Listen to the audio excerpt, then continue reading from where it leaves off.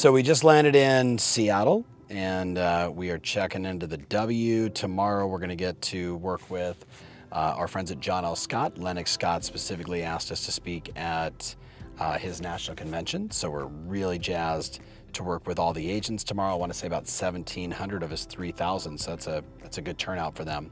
And then in the afternoon, we get to work with their managers on some art and science of coaching stuff. So sorry, I'm multitasking here, trying to find something from the broke agent that was completely hysterical.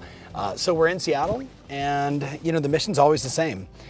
It's the end of the fourth quarter. How do we drive productivity? The good news is, in my conversation with Lennox, he and I, we share definitely a philosophy, and that is whoever gets the most appointments wins, because that person creates the most relationships, can establish the most trust, and ultimately do more business. So that's the game. All right, I gotta go. I gotta talk to Coach Jason. Okay, how are you? I love the whole outfit, the energy, the hair. You on LinkedIn. All right, pretty in pink with a redhead. How old is your redhead? He's 13. Oh my God, I love it. Tom, love yourself. How are you, man? Thanks, buddy. Not a redhead, I married one though. Good man. How are you? Good, how are you? Good, where are you coming in from? Shanna, I live here in Bellevue. Oh, perfect, beautiful. The thing is, I'm torn between family and business. I have 3 girls under the age of 12. So Yeah. I'm always like, I'm really motivated to do this, but I'm also wanting to do, you know. Do you have a partner? I do not, no. Get a partner. Find a partner who is 55 or 60, who's already raised your kids and her husband, and all she wants to do is work. Oh. You with me? And then you blend the two together, you get time with your daughters, which you should not give up. You with me? Yes. And go slay it when you need to slay it. And by the way, what better thing to teach your daughters than you can have both?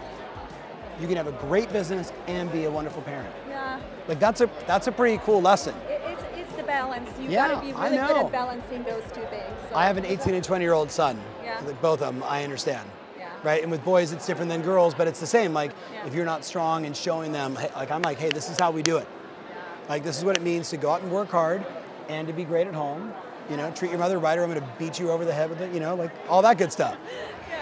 Is there a confidence monitor on the stage? Can I just take a look at the stage real fast? Yeah, of course.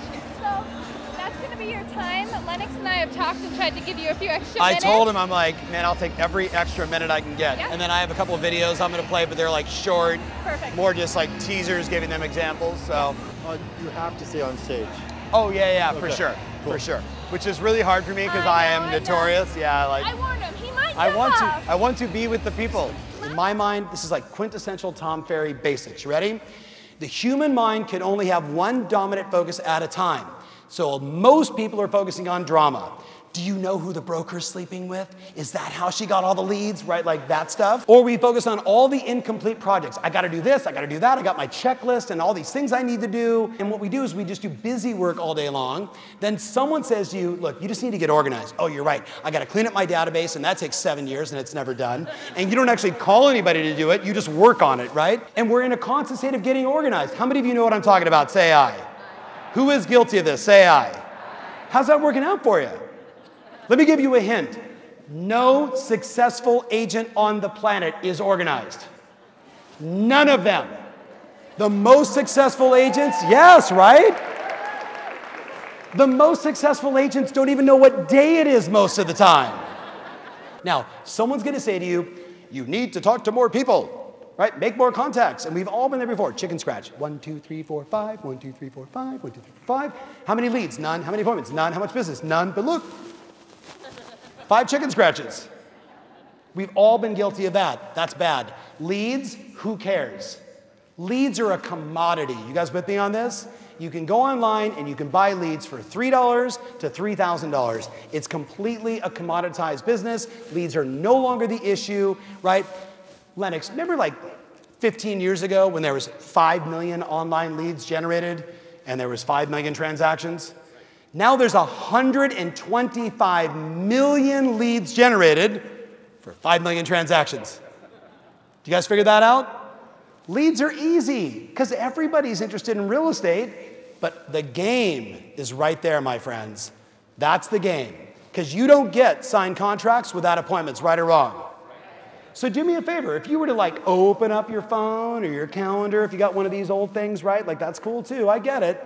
But if you open that up, Does it say somewhere in your schedule, I don't know, 9 to 11, 4 to 6, 5 days a week, plus some open houses, appointment setting time? Does it say that in your calendar? Crickets. It's the illusion of choice. Do you guys get that? It's the illusion of choice. I only got to do 3 or 4, but if I put it in my calendar like 10 times, I might do 1 or 2. Does that make sense? And the 1 or 2 that you do is infinitely better than not doing it at all, yes? And notice I didn't call it prospecting, because no one likes to prospect. And prospecting to me is like dirty old men in San Francisco, like shoveling dirt trying to find little pieces of gold. You know where the gold is. It's in your database, right or wrong, guys? So it's not like you got to find it. It's right there. It's in your phone. Look up here, guys. You could give me the most desperate, no money, worst agent on the planet. If I get that person focusing on going on appointments, their business explodes.